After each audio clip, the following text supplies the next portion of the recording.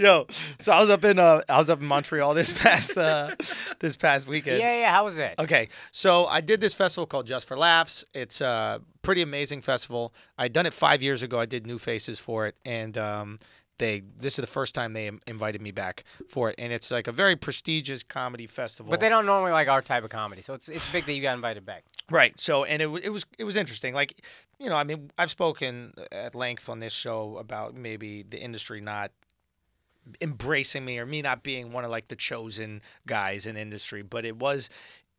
How do I explain it? I'm not taking a victim standpoint about any of this shit. I'm just inspired by it. You say no, I'm gonna find another way to make it happen, right? So, I mean, even the first time when I went down there, I did a showcase called New Faces, which is like the new people in comedy, right? And generally, when you're doing that, you're brand new and nobody knows who you are. By that time, I had a network deal with MTV. I had my own shows coming out, so I've always had to like I think overachieve to experience these things. But I think a lot of times what happens when people get in that situations where they're like told no and like not being allowed to do certain stuff, there's like this resentment that they end up having. For sure. And that's some shit that like you cannot do because we have to do business at the end of the day. Yeah. Business is business. We don't personalize it. Right. If they make the wrong decision and I just got to work my ass off and figure out a different way, God bless. Right. And so it was kind of validating this year after, the album going #1, like starting to sell out these shows around the country. And then finally they gave me an opportunity to do the festival. And at first they didn't give me my own hour. And I told my agent, I said, no, we're not going to do it. Hello? Hey. So at first they told my agent, I was like, hey, man, I want to do the hour when I go up there. I know I got Brilliant Idiots and I know I got Flagrant 2 fans out there that want to check it out. And that's what's most important to me. Right. And so if they don't give me that, I'm not interested in doing it. And it was one of these cool things in my career, which was I finally was able to have the leverage to like say no. Right. To a thing that was pretty prestigious. And they came back and they gave it to me. We did the hour. Wow. Yeah, and you guys sold that shit out in 4 days. I'm telling you, there's a lot of shows out there that were not sold out at all. And you guys sold out in 4 days. And it was just, they offered me another night, but it was a couple days before, so I didn't have enough time, I felt, to like properly promote it and shit. But like, I went, did it. People asked for you guys. Alex, they thought you were going to be up there with me because I think you mentioned it. Yeah, I was supposed to. And then you weren't. Crazy though. And I know it's expensive to fly, and people were asking for you, Akaash, and it was just dope to be a part of the festival, and I got it, I understood it, and What, a hose accent for me though? nah, No. Just a dude. I knew that. yeah, no, there was no guy, there was no hoes asking for you. Nah, they were asking. Nah, they weren't accent at all. What is accent? No matter how educated a black dude is, he asks questions. I've always said that since I was young, and even if I like consciously try to not say it, it's still like I have to go. It's to the point that when a black guy says "ask," I'm like, "Where the fuck did you grow up? What is wrong with this fucking dork?" Obama had to grow up in Hawaii to learn how to say ask. Dude, for real. So here's the thing about Montreal. Montreal is known for having the best strip clubs in the world. I've heard this. Now, the reason why they're the best is because you can pretty much touch them. Right. That's why they're the best. Hashtag you too. Hashtag you. But there's no, it's a Me Too, not Me Too zone. Right. You enter that zone, and everybody knows what time it is. It's free too. Hashtag free too. That's what it is. Now, I got a spot that I go to when I'm in Montreal. It's called Kamasutra. Okay. Shouts to y'all people. I don't hate that shit. Ain't nothing Indian about it. All right, go ahead. So this place is fucking nuts. Right. I remember once I was there shit-faced for my buddy's bachelor party. Right. I have 2 girls dancing on me. Right. Now I'm fucking drunk, Akaash. I don't drink that much, but when I do. Right. You suck dick. I sucked All right, my bad. dicks. All right. Right. But when I do, I go in. Right. I'm sitting there. I'm so drunk. I don't even know what's going on. These 2 girls are giving me a lap dance at the same time. All of a sudden, I just look at them, and I go, I want you to eat her ass. She goes, what? They're French, right? They speak like French, you know? Yeah.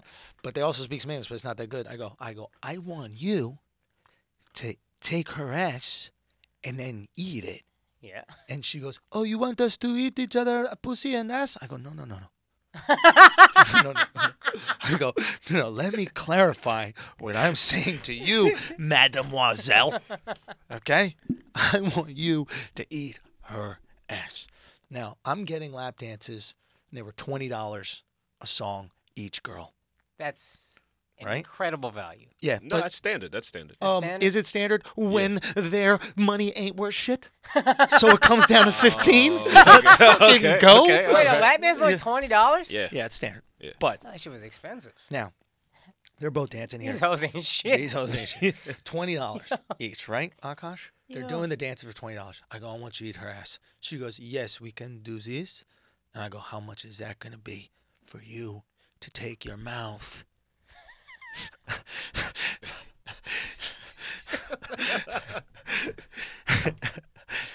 And get down there. Oh, they gotta see the video for this. And then eat. And then eat her ass with that. That's her. Right? And she goes to me, dead ass. What she says to me, she goes, well, she goes, it will be $20 per person. I go, bitch, did you not even raise the price to eat her ass? What kind of socialist-ass country is this that you don't even understand the idea of bumping the fucking price? If you ask for like guacamole, it's $1.25 extra. Dog, Do you know what I mean? A Long Island iced tea is $20 in Manhattan. Fam, you could be getting a girl eating another girl's ass. There's no mix in price. Yo, I'm sitting there. Who do these hoes think they are? Son, I'm To looking. get a free drink. Bro, do you know I'm so This drunk? bitch. I'm looking around the entire strip club, and there's other people that are paying $20 for lap dances that are not getting their ass eaten, right? And dead ass, I'm with my group in a booth, right? And I'm sitting in here, and they're all getting lap dances. I go, it's the same price if they eat each other's ass. Yo, my boy Shamil, all them are looking at me crazy. They're like, what are you talking about? Just go to the ass eating. We done with the lap dances. It's $20 for them to eat the ass. The same. They haven't figured out how to raise the price yet. They don't know about math or commerce. Sons. Oh my God. Can you say what year we talking? What? What year? Like approximately. What year ass it was? I prefer 19. 19. Nah. This was 3 years ago? Oh, okay. About 3 years ago? Yeah. Why do you ask? Because that's like a.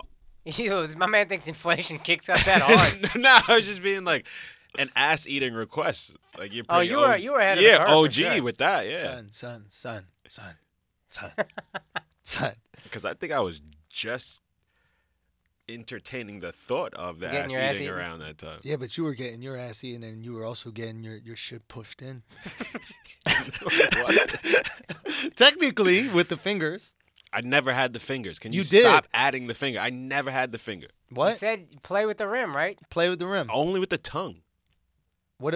And then where do they put their Cock! All right. So Montreal. So it was just a dope time. Thank y'all for coming out. You didn't man. go this time? Say what? You didn't go this Go time? where? No, we went to a shitty strip club. Shouts to Daniel Torado, comedian, very funny from out very there, funny dude. but rocking in New York City, and he's from there. So he was like, "Yo, we should go to this other one called Kingdoms, right?" Okay. Sounds gay. Yo, the irony, right? England was a kingdom. Right. India's Kamasutra. Right. Do you know what I mean? Yeah, And the right. kingdom came over, Yeah. you know, and did their thing, Right. and probably made shit fucked up. Yeah. That is We go very to funny. Kingdom, right? Yeah.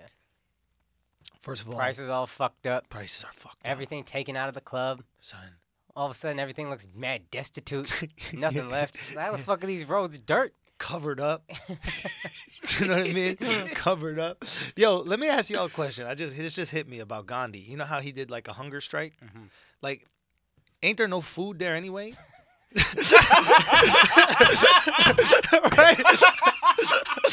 like you know that the English people. This just hit me right now. You know, like the English people. You know, the whole world's like, England. How could you be doing this to India? You know, English people would probably like, but they aren't teaching anyway. What? What are you talking about? What is this? This is crazy. Right, but there is something to that. He was a lawyer. He could have done all right. He could have had food. Because he could have. But a lot of the country was starving. I don't know how poor it was then. I know they had money before England. Right. And then I think things really got bad because the population just exploded and then everything was infrastructure and all that was fucked. All right, fair enough. Yeah, all I'm saying where does Gandhi rank on like your hero list? Number 1. Oh yeah, Number like 1. straight up. Close. Not Gandhi over Jordan. I don't give a fuck. I'll buy a Gandhi jersey right now. Does he have a jersey? No. That'd be dope. I never had show you with a shirt that had little Gandhis on it. Yo, that's a good ass point. How do you think Gandhi would feel about the way you dress? He would love it, dog. Yeah? You dress like you found your shirt.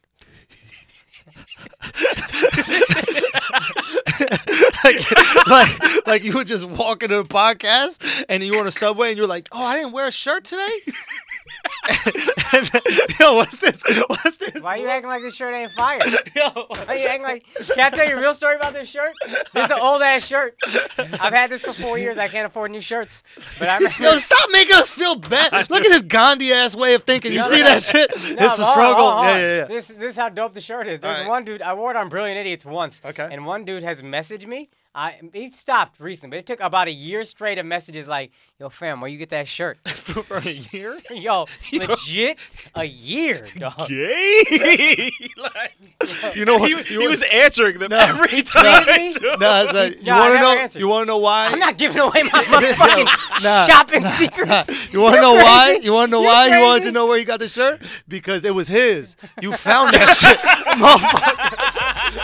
A motherfucker was playing ball, took his shirt off so he didn't get sweaty.